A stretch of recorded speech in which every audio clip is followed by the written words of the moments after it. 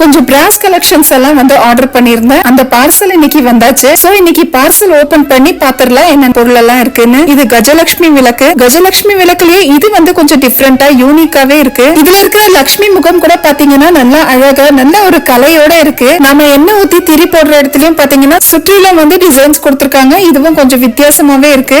நடுவுல லட்சுமியும் ரெண்டு புறமும் யானைகள் இருக்கிற மாதிரி, திருவாச்சி கூட பாத்தீங்கன்னா நல்லா டிஃப்ரெண்டான ஒரு டிசைன்ல இருக்கு. இது வந்து மினி குத்து விளக்கு. இது வந்து கொஞ்சம் ஷார்ட் சைஸ்லயே இருக்கும். நம்ம வீட்ல எப்பவுமே வந்து கொஞ்சம் உயரமான குத்து விளக்கு தான் வச்சிருப்போம். அதுல இது வந்து கொஞ்சம் டிஃப்ரெண்டா இருக்கும். பூஜை அறையில நமக்கு ஹைட்டா குத்து விளக்கு வைக்க முடியாதுங்கிற பட்சத்துல இந்த மாதிரி ஷார்ட் குத்து விளக்கு வந்து நம்ம யூஸ் பண்ணலாம். சின்ன சிலை நல்ல நுணுக்கமான வேலைப்பாடுகளோட இருக்கு. ரொம்பவும் அழகான ஒரு சிலை. நம்ம பெருமாள் சிலை வாங்கும் போது எப்பவுமே அது கூட லட்சுமி சிலையும் சேர்த்து தான் வாங்கணும். லட்சுமி வந்து பத்மாசனத்துல அமர்ந்த மாதிரி ஒரு சிலை. முருகப்பெருமானுடைய சிலை வேலும் மயிலும் சேர்ந்த மாதிரி இருக்கு. இந்த சிலையும் பாத்தீங்கன்னா ரொம்பவே அழகாவே இருந்தது.